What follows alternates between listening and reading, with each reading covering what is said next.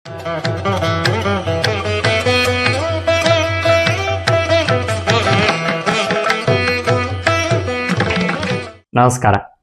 ಗುರುಭ್ಯಶ್ಚ ಗ್ರಹೇಭ್ಯಶ್ಚ ಮಯಾ ಬದ್ಧೋಯಮಂಜಲಿ ಪ್ರಸನ್ನ ಮನಸಸ್ತೆ ಮೇ ಸತ್ಯಾಂ ಕುರುವಂತು ಭಾರತಿ. ಎಲ್ಲ ವೀಕ್ಷಕರಿಗೆ ಯುಗಾದಿ ಹಬ್ಬದ ಶುಭಾಶಯಗಳನ್ನು ಹೇಳ್ತಾ, ಯುಗಾದಿ ನಮ್ಮ ಮಾರ್ಚ್ ತಿಂಗಳಿನಲ್ಲಿ ಪ್ರಾರಂಭ ಆಗಿದೆ. ಇನ್ನು ಮುಂದೆ ಪರಾಭವನಾಮ ಸಂವತ್ಸರ ಪ್ರಾರಂಭ ಆಗಲಿದೆ. ಈ ವರ್ಷ ಪರಾಭವನಾಮ ಸಂವತ್ಸರ. ನಮ್ಮ ಈ ಸಂವತ್ಸರದಲ್ಲಿ ಯಾವ ರೀತಿಯಾಗಿರುವಂತಹ ಶುಭಾಶುಭ ಫಲಗಳು ಇರುತ್ತೆ ದ್ವಾದಶ ರಾಶಿಗಳಿಗೆ ಅಂತ ತಿಳಿಸ್ಕೊಡ್ತಾ, ಮುಂದಿನ ರಾಶಿ ಸಿಂಹರಾಶಿ. ಸಿಂಹರಾಶಿಯವರಿಗೆ ಈ ವರ್ಷ ನೋಡೋದಾದ್ರೆ ಗುರುಬಲ ಇನ್ನೇನು 12ಕ್ಕೆ ಬರುತ್ತೆ. ಗುರುಬಲ ಇರಲ್ಲ. 12ರಲ್ಲಿ ಉಚ್ಚ ಸ್ಥಾನದಲ್ಲಿ ಸಂಚಾರ ಮಾಡ್ತಿದ್ರು. 12 ಅಶುಭ ಸ್ಥಾನಗಳಲ್ಲಿ ಒಂದು. 8ನೇ ಸ್ಥಾನ ಅತ್ಯಂತ ಅಶುಭ ಸ್ಥಾನ. 12ನೇ ಸ್ಥಾನ ಅದಕ್ಕೆ ನೆಕ್ಸ್ಟ್, ಅದರ ನಂತರದ ಅಶುಭ ಸ್ಥಾನ. 6 ಅದಕ್ಕೆ ನಂತರ.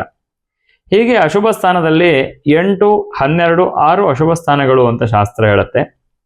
ಅಂತಹ ಬಲಿಷ್ಠ ಗ್ರಹಗಳು ಗುರು ಮತ್ತೆ ಶನಿ ಇಬ್ಬರು ಕೂಡ ಅಶುಭ ಸ್ಥಾನದಲ್ಲಿ ಸಂಚಾರವನ್ನ ಮಾಡಬೇಕಾದ್ರೆ ಅಶುಭ ಫಲಗಳನ್ನೇ ಕೊಡ್ತಾರೆ. ಈಗ ಶನಿ 8ರಲ್ಲಿ ಇರ್ಬೇಕಾದ್ರೆ ಗೊತ್ತಿರುವಂತ ರೀತಿ ಅಷ್ಟಮ ಶನಿ ಆದ ಕಾರಣ ಅಷ್ಟ ಕಷ್ಟಗಳು, ಅನೇಕ ಕಷ್ಟಗಳು ಬರುತ್ತೆ. ಅದೇ ರೀತಿ ಈಗ ಅವರಿಗೆ ಒಂದಷ್ಟು ಆರ್ಥಿಕ ನಷ್ಟ ಆಗುವಂತಹ, ಅನಾರೋಗ್ಯಗಳು ಉಂಟಾಗುವಂತಹ, ಮತ್ತೆ 12ರಲ್ಲಿ ಗುರು ಬಂದ ಅಂತಾದ್ರೆ ಆರೋಗ್ಯದಲ್ಲಿ ಒಂದಷ್ಟು ತೊಂದರೆ ಉಂಟಾಗುವಂತಹ, ಇದರಿಂದ ಒಂದಷ್ಟು ಸಮಸ್ಯೆಗಳು ಅನ್ನೋ ಥರದ್ದು. ಮತ್ತೆ ಅವರಿಗೆ ಯಾವ್ಯಾವ ಕೆಲಸವನ್ನ ಮಾಡಬೇಕು ಅನ್ನುವಂತಹ ಒಂದು ಅರಿವಿಲ್ಲದೆ ಯಾವುದೋ ಬೇಡದೇ ಇರುವಂತಹ ಕೆಲಸಗಳನ್ನೆಲ್ಲ ಮಾಡಲಿಕ್ಕೆ ಹೋಗಿ ಅದರಿಂದ ನಷ್ಟ ಆಗುವಂತಹ ಸಾಧ್ಯತೆಗಳಿರುತ್ತೆ.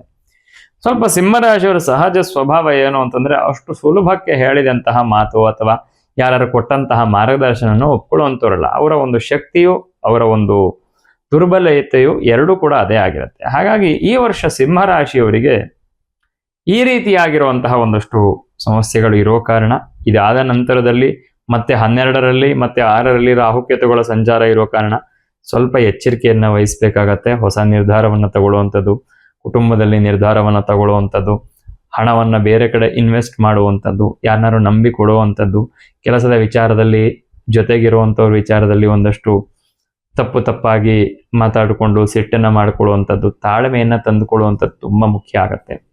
ಮತ್ತೆ ಎಲ್ಲೋ ಒಂದು ಕಡೆ 12ರಲ್ಲಿ ಗುರು ಬಂದ ಅಂತಂದ್ರೆ ಬ್ಯಾಕ್ ಬೋನ್, ಅಂದ್ರೆ ತುಂಬಾ ದೊಡ್ಡದಾಗಿರುವಂತಹ ತಪ್ಪನ್ನ ಮಾಡಿ ನಿಮ್ಮನ್ನ ತುಂಬಾ ಕೆಳಗಡೆ ಹಾಕ್ಲಿಕ್ಕೆ ಬಿಡಲ್ಲ. ಶುಭ ಗ್ರಹಗಳು ಎಲ್ಲೇ ಇದ್ರೂ ಶುಭ ಫಲಗಳನ್ನ ಕೊಡ್ತಾರೆ ಅನ್ನುವಂಥದ್ದು ಕೂಡ ಒಂದು ಮಾತಿದೆ. ಹಾಗಾಗಿ ದೊಡ್ಡದಾಗಿ ತೊಂದರೆ ಆಗುವಂತಹ ಯೋಗ ಇಲ್ಲದಿದ್ರು ತೊಂದರೆಗಳ ಸುರಿಮಳೆ ಅನ್ನುವಂಥದ್ದು ಖಂಡಿತ ಹೇಳ್ಬೋದು. ಸಿಂಹರಾಶಿಯವರು ಸ್ವಲ್ಪ ಎಚ್ಚರಿಕೆಯಿಂದ ಇರಬೇಕು. ಗಂಡ ಹೆಂಡತಿಯರ ಮಧ್ಯೆ ಒಂದಷ್ಟು ವೈಮನಸ್ಯ ಬರುವಂತಹ ಸಾಧ್ಯತೆ. ಸಪ್ತಮ ಸ್ಥಾನ, ಸಪ್ತಮಾಧಿಪತಿ ಆಗಿರುವಂತಹ ಶನಿ ಅಷ್ಟಮದಲ್ಲಿ ಸಂಚಾರವನ್ನ ಮಾಡ್ತಿರುವಂಥದ್ದು, ಸಪ್ತಮ ಸ್ಥಾನದಲ್ಲಿ ರಾಹು ಸಂಚಾರವನ್ನ ಮಾಡ್ತಿರುವಂಥದ್ದು. ಕುಟುಂಬದಲ್ಲಿ ಗಂಡ ಹೆಂಡತಿಯರ ಮಧ್ಯ ಬೇಡದೇ ಇರುವಂತಹ ವಿಚಾರದಿಂದ ವೈಮನಸ್ಯ ಬರುತ್ತೆ. ನೀವೇ ಸಿಂಹರಾಶಿಯವರೇ ಆಗಿದ್ರೆ, ಗಂಡ ಹೆಂಡತಿಯರು ಇಬ್ಬರೂ ಸಿಂಹರಾಶಿಯವರು ಆಗಿದ್ರೆ ಗೋವಿಂದ.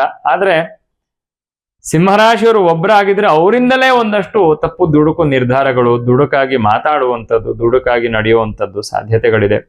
ಸಿಂಹರಾಶಿಯವರು ಸ್ವಲ್ಪ ಎಚ್ಚರಿಕೆಯಿಂದ ದೇವತಾರಾಧನೆ, ಪೂಜೆ, ಪುನಸ್ಕಾರ ಇತ್ಯಾದಿಯನ್ನು ಮಾಡುವಂಥದ್ದು. ಹೆದರ್ಕೊಳ್ಳುವಂತಹ ಅವಶ್ಯಕತೆ ಇಲ್ಲ.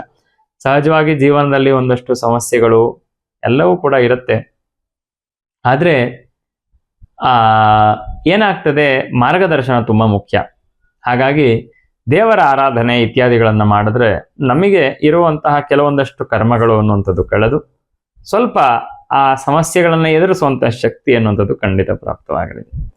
ಹಾಗಾಗಿ ಏನನ್ನ ಆರಾಧನೆ, ಗಣಪತಿ ಸುಬ್ರಹ್ಮಣ್ಯನನ್ನ ವಿಶೇಷವಾಗಿ 2 ಒಟ್ಟಿಗೆ ಇರುವಂತಹ ಕ್ಷೇತ್ರದಲ್ಲಿ ಆರಾಧನೆ, ಮತ್ತೆ ಲಕ್ಷ್ಮೀ ನಾರಾಯಣರು ಅಥವಾ ಲಕ್ಷ್ಮೀ ನರಸಿಂಹಸ್ವಾಮಿಯನ್ನ ಆರಾಧನೆ ಮಾಡಬೇಕು. ಕಾಲಭೈರವನಿಗೆ ಒಂದು ವಿಶೇಷ ಪೂಜೆಯನ್ನ ಮಾಡಿಸ್ಬೇಕು. ಯಾಕಂದ್ರೆ ಶನಿ ಲಕ್ಷ್ಮೀ ನರಸಿಂಹಸ್ವಾಮಿಯನ್ನ ಪೂಜೆ ಮಾಡ್ತಾನೆ, ಕಾಲಭೈರವನನ್ನ ಗುರುವಾಗಿ ಸ್ವೀಕಾರ ಮಾಡಿದ್ದಾನೆ, ಮತ್ತೆ ಶಿವನನ್ನ ಪೂಜೆ ಮಾಡ್ತಾನೆ. ಹಾಗಾಗಿ ಈಶ್ವರನನ್ನ, ಲಕ್ಷ್ಮೀ ನರಸಿಂಹಸ್ವಾಮಿಯನ್ನ ಮತ್ತೆ ಆಂಜನೇಯನನ್ನ ಸ್ನೇಹಿತನಾಗಿ ಶನಿ ಒಪ್ಕೋತಾನೆ. ಹಾಗಾಗಿ ಆಂಜನೇಯ ಸ್ವಾಮಿಯನ್ನ ಆರಾಧನೆ, ನರಸಿಂಹಸ್ವಾಮಿಯನ್ನ ಅಥವಾ ಶನಿ ಪ್ರದೋಷದಂದು ಈಶ್ವರನನ್ನ ಆರಾಧನೆ ಮಾಡಿದ್ರೆ ಒಳ್ಳೆ ಫಲಗಳು. ಗಣಪತಿ ಸುಬ್ರಹ್ಮಣ್ಯರನ್ನ ರಾಹುಕೇತುಗಳ ಇನ್ಫ್ಲೂಯೆನ್ಸ್ ಕಡಿಮೆ ಆಗಲಿ ಅಂತ ಹೇಳಿ ಗಣಪತಿ ಸುಬ್ರಹ್ಮಣ್ಯರನ್ನ ಪ್ರಾರ್ಥನೆ ಮಾಡುವಂಥದ್ದು ಉತ್ತಮ ಫಲಗಳನ್ನು ತಂದುಕೊಡಲಿದೆ. ಸಿಂಹ ರಾಶಿಯವರಿಗೆ ಒಳ್ಳೆಯದಾಗಲಿ. ಬೇವು ಬೆಲ್ಲ ತಿಂದು ಸುಖ ದುಃಖವನ್ನ ಸಹಜವಾಗಿ ಎರಡನ್ನೂ ಕೂಡ ಸ್ವೀಕಾರ ಮಾಡುವಂತಹ ಮನಸ್ಥಿತಿ ಇಟ್ಕೊಂಡು ಈ ವರ್ಷ ಪರಾಭಾನುನಾಮ ಸಂವತ್ಸರದಲ್ಲಿ ಪ್ರಾರಂಭದಲ್ಲಿ ಏನೋ ಒಂದಷ್ಟು ಈ ವರ್ಷ ನಾವು ಸಮಸ್ಯೆಗಳನ್ನ ನೋಡಿದೀವಿ, ಯುದ್ಧಗಳನ್ನ ನೋಡಿದೀವಿ. ಈ ಯುದ್ಧ ಎಲ್ಲವೂ ಕೂಡ ಇಳಿಮುಖವಾಗಲಿ ಅಂತ ಪ್ರಾರ್ಥನೆಯನ್ನ ಮಾಡ್ತಾ, ಗುರು ಉಚ್ಚ ರಾಶಿಯಲ್ಲಿ ಸಂಚಾರ ಮಾಡೋದ್ರಿಂದ ಧರ್ಮ ಬುದ್ಧಿ ಎಲ್ಲರಲ್ಲೂ ಕೂಡ ಪ್ರಚೋದನೆ ಆಗಲಿದೆ. ಹಾಗಾಗಿ ನಾವು ಮಾಡ್ತಿರೋದು ಅಧರ್ಮ ಅನ್ನುವಂಥದ್ದು, ನಾವು ಹೀಗೆ ಮಾಡಬಾರದು, ಇದು ಒಳ್ಳೇದಲ್ಲ ಅನ್ನುವಂಥದ್ದು ಸಹಜವಾಗಿ ಎಲ್ಲರಲ್ಲಿ ಜೂನ್ ತಿಂಗಳ ನಂತರ ಬರಲಿದೆ. ಸಹಜವಾಗಿ ಎಲ್ಲ ದ್ವಾದಶ ರಾಶಿಗಳಿಗೂ ಕೂಡ ಗುರು ಸರ್ವೇಶ್ವರ ಕಾರಕ ಆದ ಕಾರಣ ಅವನು ಉಚ್ಚ ರಾಶಿಯಲ್ಲಿ ಸಂಚಾರವನ್ನ ಮಾಡ್ಬೇಕಾದ್ರೆ ಎಲ್ಲರಿಗೂ ಅವನ ಬಲ ಒಂದ್ ರೀತಿ ಪ್ರಾಪ್ತವಾಗಲಿದೆ ಅನ್ನೋದನ್ನ ನಾವು ಚೆನ್ನಾಗಿ ಈ ವರ್ಷ ಅರ್ಥ ಮಾಡ್ಕೋಬೇಕು. ಈ ವರ್ಷ ಒಳ್ಳೆ ರಾಶಿಯಲ್ಲಿ ಸಂಚಾರ ಮಾಡ್ತಿದ್ದಾನೆ.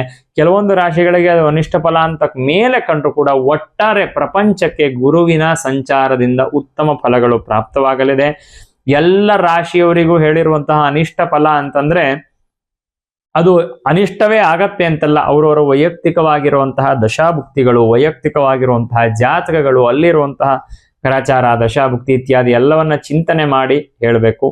ಹಾಗಾಗಿ ರಾಶಿಗಳ ಮೇಲೆ ಹೇಳಬಹುದಾಗಿರುವಂತಹ ಒಂದಷ್ಟು ಫಲಗಳನ್ನ ಹೇಳುವಂತಹ ಪ್ರಯತ್ನವನ್ನ ಮಾಡಿರುವಂಥದ್ದು. ಎಲ್ಲರಿಗೂ ಕೂಡ ಒಳ್ಳೆಯದಾಗ್ಲಿ. ಗುರುವಿನ ಸಂಚಾರ ಈ ಪರಾಭವನಾಮ ಸಂವತ್ಸರ ಒಳ್ಳೆಯ ಫಲಗಳನ್ನು ತಂದುಕೊಡ್ಲಿ ಅಂತ ಹೇಳ್ತಾ ನಮಸ್ಕಾರ.